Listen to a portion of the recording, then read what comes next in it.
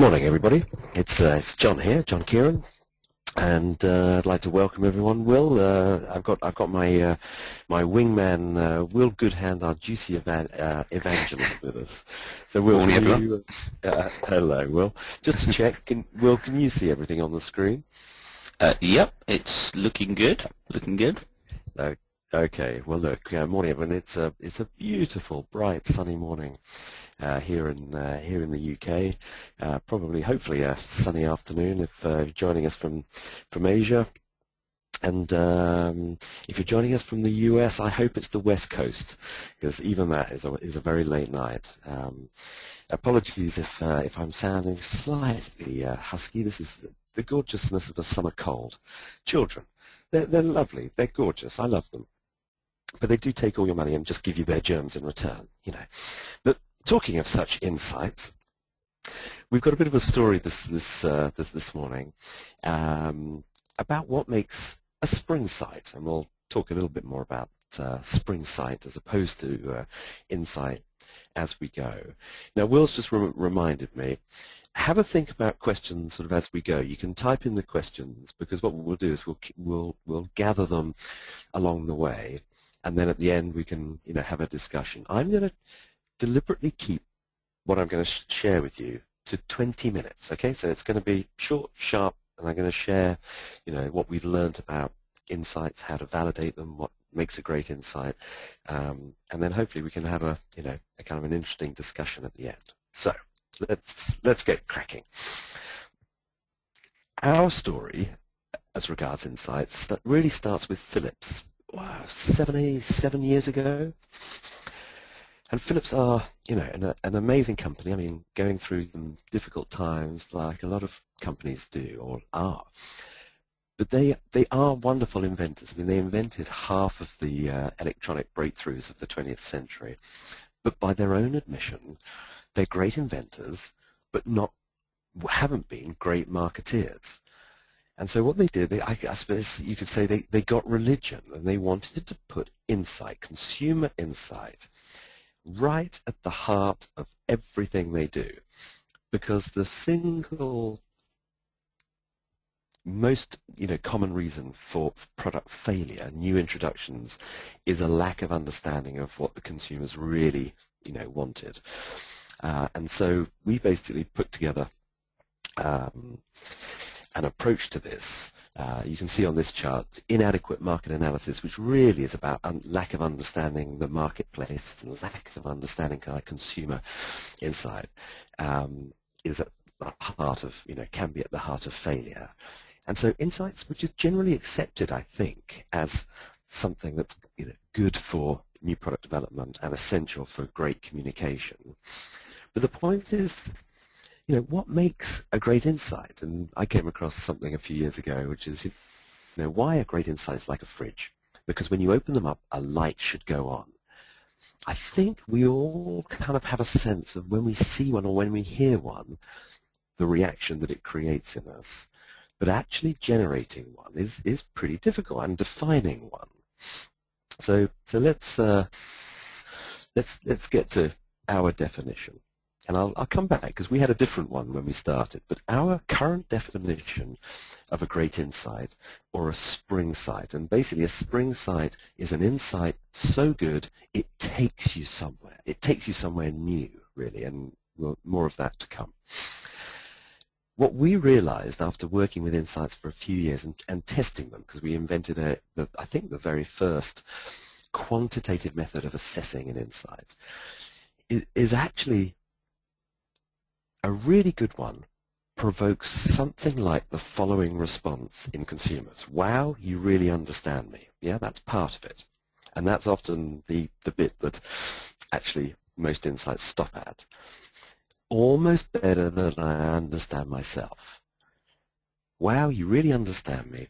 Almost better than I understand myself. When someone says something, to you, and you immediately recognize it, you kind of nod and go, yeah, that's right. But I've never heard it articulated. I've never heard it quite like that. So there's something very emotionally engaging, but also very fresh, and it kind of, almost makes your eyebrows rise as, you know, a little sort of sense of surprise. The definition that we had prior to this was like a lot of the definitions that we've collected from various companies, but something like, you know, a fresh, penetrating truth that, that resonates and excites and, you know, has some sort of commercial value. But the problem when you're working with that sort of definition is, I think it's accurate, but it's not very inspiring, and it's not very easy to get teams to judge their work against. Whereas, you know, when you write something, it's like, well, come on, how much is it? Wow, you really understand me, almost better than I understand myself. It's a higher benchmark, and let's share with you what we actually test and what we actually are able to assess. Because what we're really trying to do, obviously, is sort the wheat from the chaff. We're trying to know what's a really good insight, a spring sight, what has potential, and frankly what just doesn't work. So the two axes are resonance and edge. Resonance is the wow, you really understand me, and the edge is the almost better than I understand myself. And what we're actually measuring in resonance is a sense that it's true, that it's relevant, something I can identify with. It's relevant in a way that, yeah, well, that's something I'd like to, you know, improve. And wow, great idea.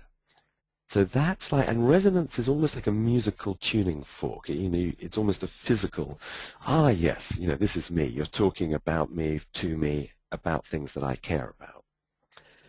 The edge axis is, you need to have a clarity, you know, to have any edge. But after which, it's really about emotion. What edge is a communication dimension. This is the dimension where it's like, oh, I've never really thought of it like that before. And the way we've adopted is to actually measure how people feel about the insight, the happiness, the degree of neutrality, which, by the way, as you can imagine, is weakness. If you feel nothing, if you're not moved, it can have no power. And it's the overall emotional intensity that's created by the insight that matters. So on this, you know, dimensions, you're obviously aiming for the top right-hand corner, the wow, you really understand me almost better than I understand myself. And about 17% of the, well, we've tested about just over 4,000 insights now globally, would, you know, actually hit that criteria. And then over on the left, and I'll just demonstrate this with, if you had an insight like, as a parent, it's important to give your kids 5 fruit and vegetables a day. Yeah, it's true, it resonates, but it's just got no edge at all. It's yes, but it doesn't feel inspiring. It's like, I know it, the kids know it, everyone knows it. It doesn't really take you anywhere. It doesn't spring you anywhere. Whereas the Dove insight, which is, you know, something like, you know, the Dove Real Beauty insight, was, you know, for years and years the beauty industry has almost set out to make women feel bad about themselves for the, you know, for the beauty industry's commercial benefit. Wouldn't it be great if there was a brand that celebrated women as they are? That's the sort of thing that, you know, women, not only it resonated, but it had edge. It was like, do you know what? That's true. And it immediately resonates, and it's true, but it also has that edge. It has that emotional engagement that you need to make a good insight. Okay. So just to walk you through, just to give you an idea, these are the questions that we ask. Okay, so on each insight, and by the way, the insights are written just as text.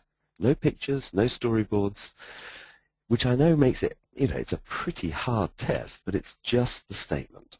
And we say, what's the first thing that comes to mind when you think of this statement?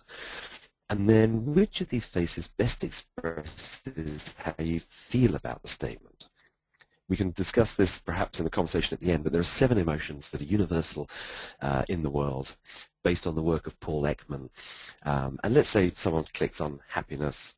You then get, to what degree did this statement make you feel happy? And then what was it about the statement that made you feel happy? After which, we're then capturing, if you like, the key performance indicators. I understand what it's saying, it's true, I can identify with it. I'm interested in, something that dealt with it. It's a new and different way of looking at it, and wow, great idea. And then finally, what, if anything, do you like about the statement? What, if anything, do you dislike about it? And then you use an online highlighter to identify even the parts of the statement, of the paragraph, that are working well and badly. And what that gives you is not only, I know this busy chart, but on the left you can see the potency chart. Is it a spring site? Where is it actually scoring on the metrics? But then there's a lot of rich diagnostics so that you can try and get a sense of if something has potential, what's missing, or is there something that's just throwing people off, or how might you actually kind of improve this? But you've also got the reasons for the emotion. Why do people feel strongly, or why do they not feel anything about it? And that's what we're capturing, and obviously we can extract from all of that a lot of very directive advice. I know this is a terrible thing to do at this stage, but I'm just going to mute for 1 second, just while I blow my nose. It's terrible. Excuse me.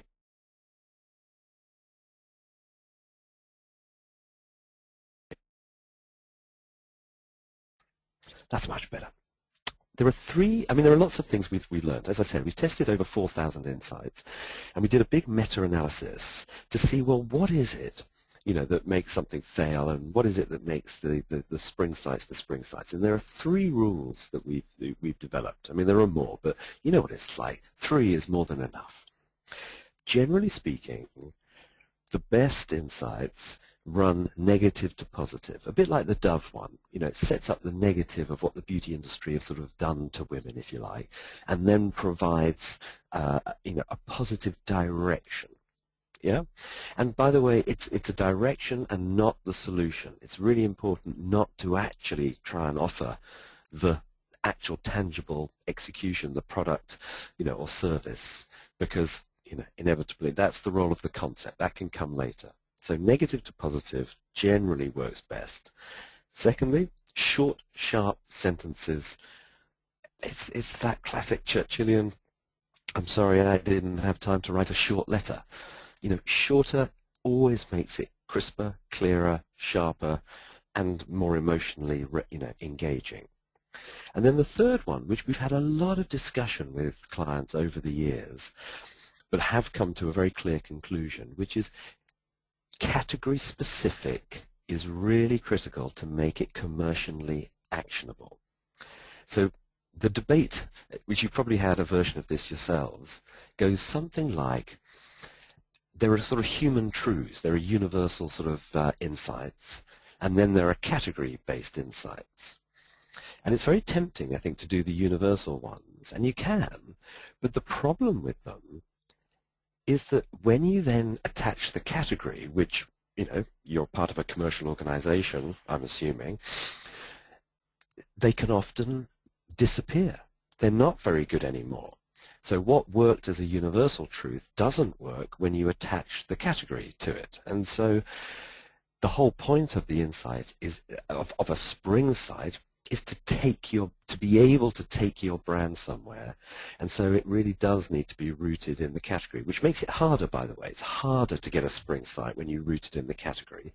But it is essential. Otherwise, when you start developing concepts on the back of a universal truth as opposed to a category-relevant truth, you'll find that it doesn't actually work. And I'll give you an example.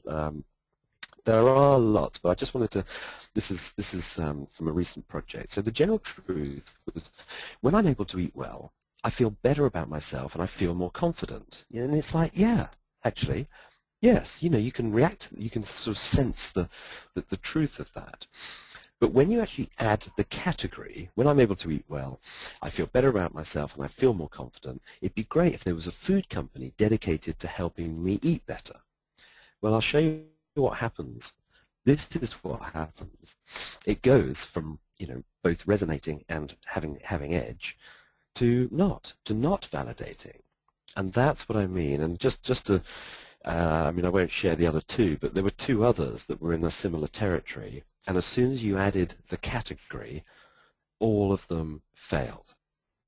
So what we're about here, and I'm going to give you some examples now to make it real, we're after spring sites are rooted in the category. So this is one that's not commercial. This is a sort of government encouraging people to wear seatbelts.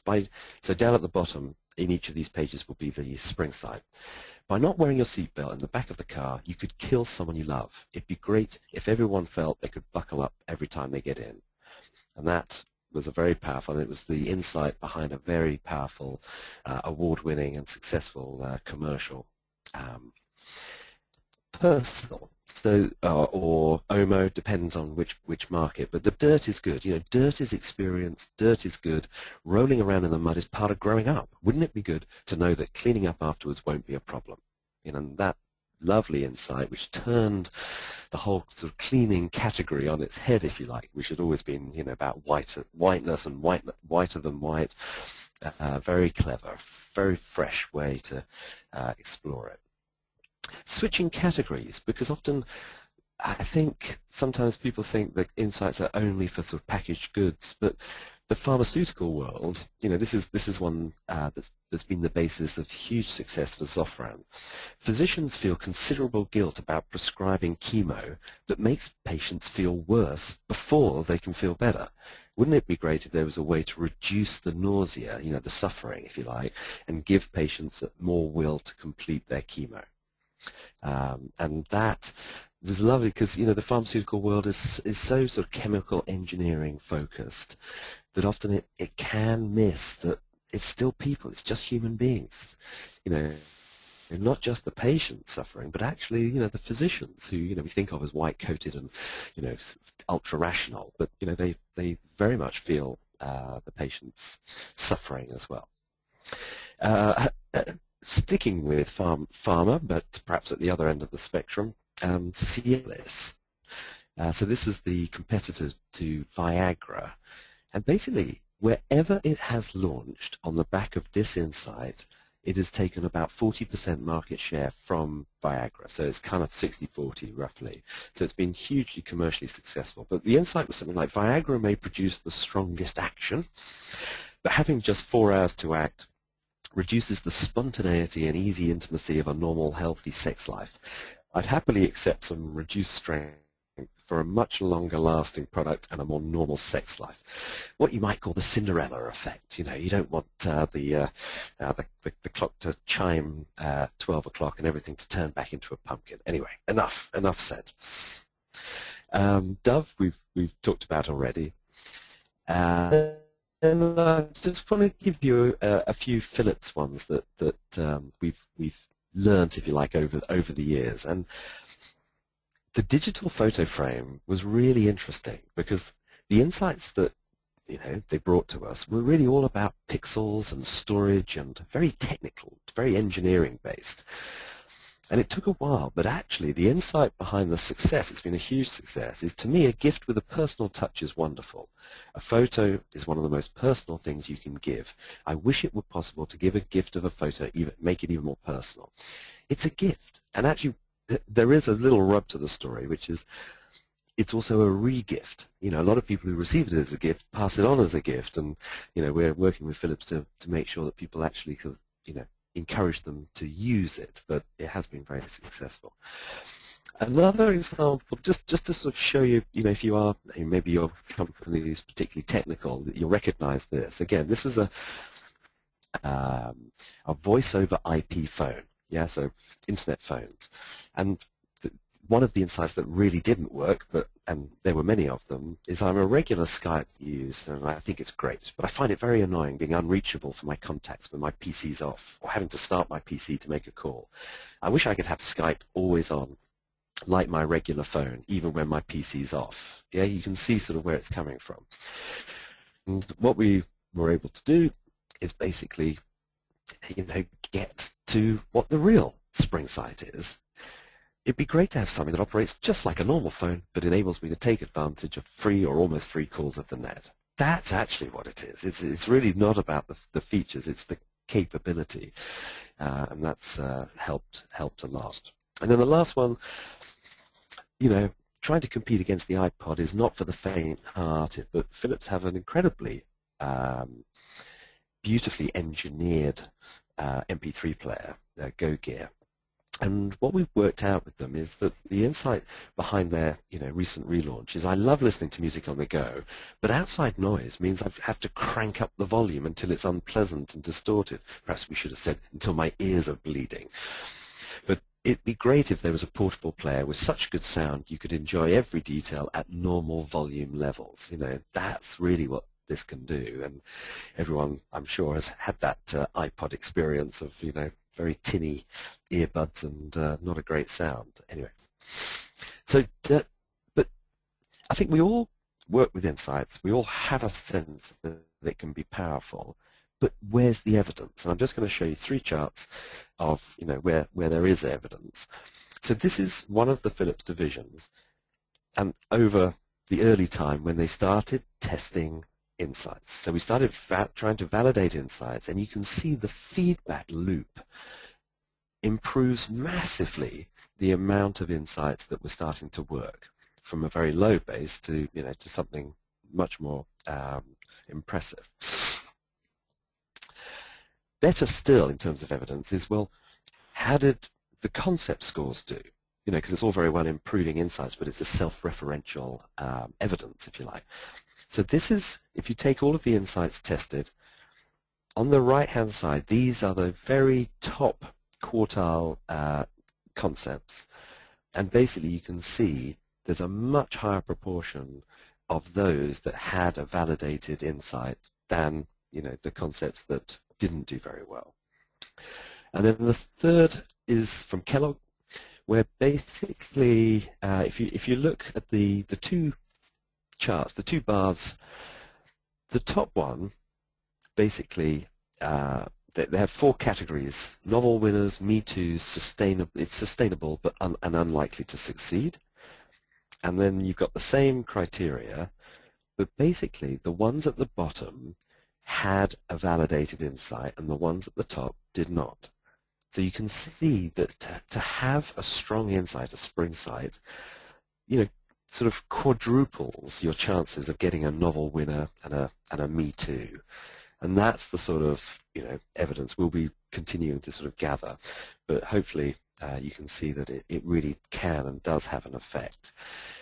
While I'm on it, these things are always better when you share some. It's not really dirty laundry, but it's just the truth of it. You probably remember at the start, maybe you probably don't, but this is called Insights Validator 3.0. So this is the 3rd version of our quantitative insights test. And it really has changed a lot over 7 years as we've learned and we've done meta-analysis and we've tried to improve it. And what we found with Philips in the main was if we had a lower bar for validation and something validated, but I would describe it more like an anchor than a springboard, to use that metaphor. And what it did was it anchored the brand team in the right territory so they didn't go wrong, but it wasn't inspiring enough to really create great marketing. That was the issue. So it was okay, but I'm afraid okay doesn't actually, it's not good enough, and that's why we've raised the bar to searching for a spring sight rather than just a validated insight. Because until you've got one of the sort of spring sights that I shared with you earlier, I don't think it takes the brand somewhere. That's what it needs to do. It needs to inspire. It needs to actually take the brand into a new place. And perhaps, just to finish, generating spring sights is a creative task. Insights don't just fall out of market research. I know we all fall into the trap of talking about insights, which are sometimes just observations, sometimes, I can't have an interesting observation. Insight generation is a creative task, and spring sights are the aspiration. This is a difficult thing to do, to generate to articulate and then validate, talked about. And generating spring sites, you have to think of, I think, fresh ways of looking at very familiar territory. And we've developed a whole series of ways, from wiring up people's homes in FamCam, where we wired up a bathroom, to watch teeth cleaning, and came up with a lovely insight around kids, which we entitled Truth Paste, which is basically children lie. They say they're going to clean their teeth and they don't. So Truth Paste is, toothpaste designed, to stop the little darlings lying through their teeth. Mobile moments of truth, where you're trying to use mobiles to get diary, to get real-time observational data. Juicy Brains Community, which is an online iterative community. DigiVigils, which some of you may know about, which are research robots that scan the web, and basically what they're doing is they're bringing to life marketing constructs like segmentations and target audiences.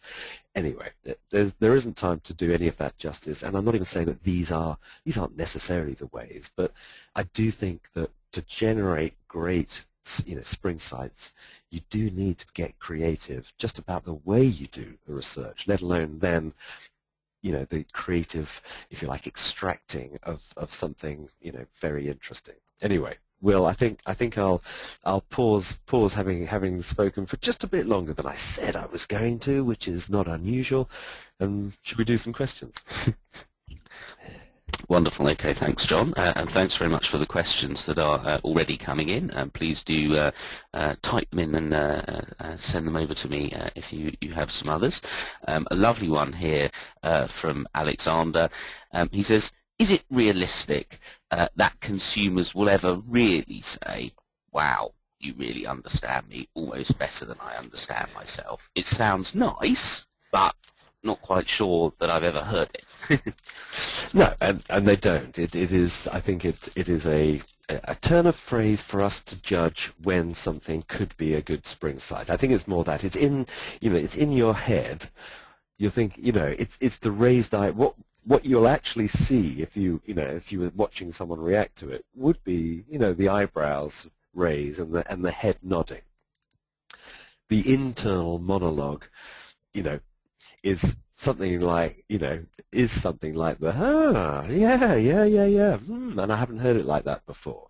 So apologies, it's not literal. It's a sort of suggestive, metaphoric. This is what's the sort of thing that people are actually thinking. If you ask them, if you force them to say it out loud, it's just a better way to raise the bar. I mean, everything we've done in this and everything we're learning is, you do have to raise the bar, and you have to really get something a little unusual in order for it to take the brand somewhere. That's all. That's what we're trying to do. And a nice follow-up question actually on this from Roberta. In terms of that response you're looking for from the consumer, is it something that takes them out of their comfort zone? Is a spring site something where it's almost an uncomfortable realization? Well, that's interesting.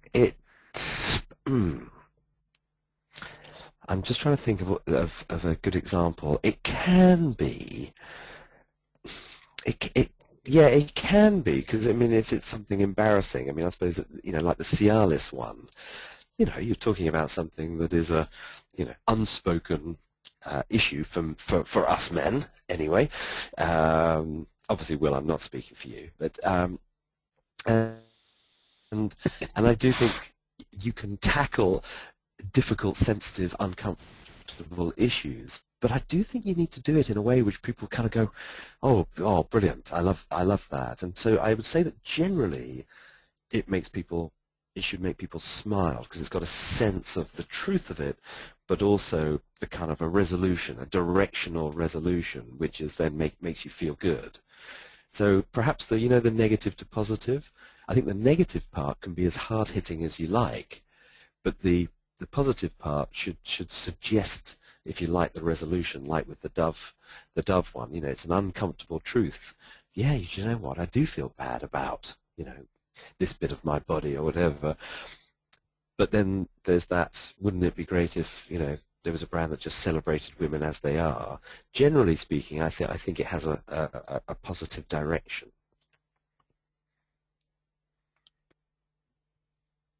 Okay, and and I guess just kind of on that then, a nice question here from Paul about the actual kind of emotional response. So you say that you use the emotional approach now in the insights. What is the actual emotion that tends to be evoked for a really good insight?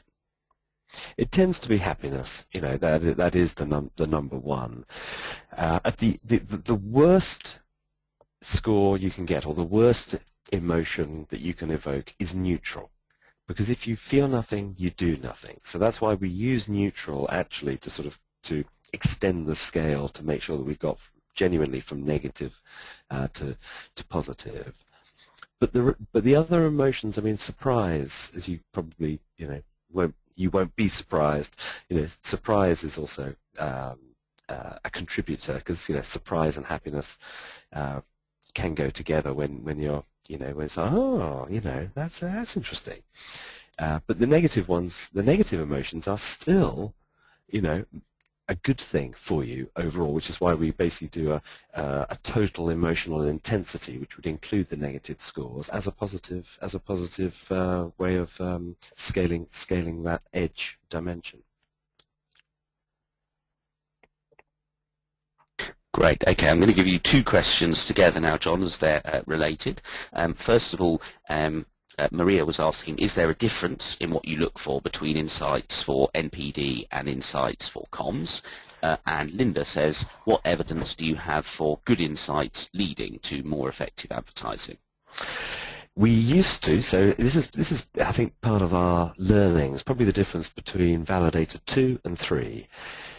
Within Philips, certainly, we had two different standards for NPD and communications. And what we'd learned was that NPD almost only needed a validated, a fairly, kind of average insight. And that was still very helpful for NPD because it gave you that anchor, so that you're in the right territory.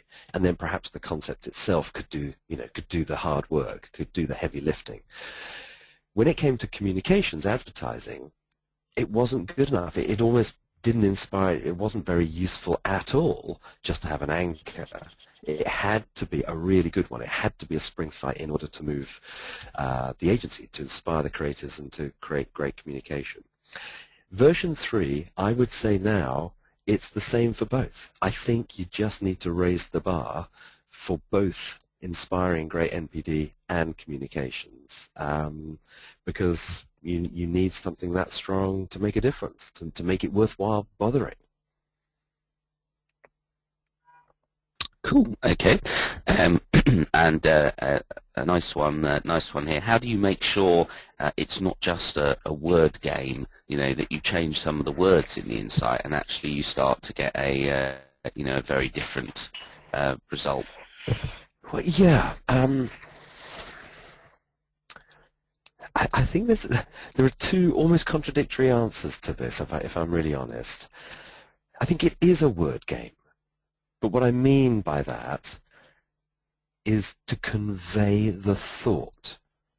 The words do matter in order to convey that thought. If you've, what do I really mean? If you go over the top and you try and pepper the insight with hyperbolic, wonderful, marvelous, and we have had a lot of these where the brand teams think that by adding that they're going to kind of improve the scores, they're going to make it better. It often does exactly the opposite, because it doesn't ring true. It doesn't sound like just say it as it is. And so I'm afraid there is an element of the word game. The tone, how it's communicated, does actually have an effect on, are you just telling me, something that really resonates and has a bit of edge? Or is it all too flowery? Are you over, it's like, oh, no, I don't believe that. We also had some very negative reactions to, statements. Sometimes you're probably familiar with these, where the first bit of the statement sort of tells you who you're supposed to be. Oh, well, I'm a busy mum. I'm a busy mum and da-da-da-da-da. I'm a very busy executive. I don't think people just don't like to be told, pigeonholed, kind of, oh, I'm supposed to be this sort of person. So how it's written does matter. The contradictory answer is, if we're really talking about tiny changes, we've tested the similar successful insights and made small changes in the words just to test, and it makes no difference. Yeah, it's only when the words actually make you feel something different, that's the point. If the words have changed enough to make you feel that, negative or more positive or more neutral, then I'm afraid it is a word game and it does matter. Okay, lovely. I have a couple of nice questions here on the specific methodology. Alistair asking, just to be clear, is it a monadic test that you conduct? And Lex here saying, how big is the sample size that you need for a good quantification of the potential? Okay, so we do it sequentially, sequential. So each respondent would see three insights rotated, and to be honest, it's client. In the end, a client preference, but 150 is always our preference, per insight. But 100 is, eminently possible. Wonderful. And a note here from Andrea saying, you use the emotional approach. Interesting that you use rational measures as well. If an insight resonates, would you know just from the emotion? No, we get quite a few which actually have edge but aren't resonating. Yeah, because all of this is done obviously with the target audience, because you have to, in order to measure resonance, it has to be the target audience. Is it hitting? And we get quite a few that are like, well, that's kind of interesting, but it's not me. You're not really talking to me. It's not, it hasn't hit that musical tuning fork. It hasn't actually, kind of connected with me. So it's not just the emotion, because you can move someone, yeah. Okay. Great. Well, one final question. Do you see big differences between countries, in the way that concept testing in Latin America, for example, everybody's very enthusiastic. Are there yep. Issues like that arise with insights? Yes, there are. Because you're working with target audiences, so yes, I think Nigeria holds the world record for the highest top box scores, and Germany are our toughest markers in the world. So that still applies. What doesn't apply is categories. So yes, the country you need country norms, but because this is pre-product, because it's pre-concept, we found almost no difference between categories, which I guess makes sense when you think about it, because an insight is either, it's a truth really, isn't it? And although we root it in the category, if you remember my making a point of that, we don't find differences like you would normally, or you do normally in concept testing, between high interest, ice cream, nice categories, and light bulbs, and slightly less exciting things at the other end. But no, you don't in insights, which is handy. Great. Well, that's all the questions we have. So thank you for taking all those on, John. Yeah, well, look, thanks for listening in, everyone. I hope it was useful. We'll send out a link so you've got the charts and you've got the voiceover and the questions at the end if they were useful as well. And we'll see you next time, hopefully. But many thanks.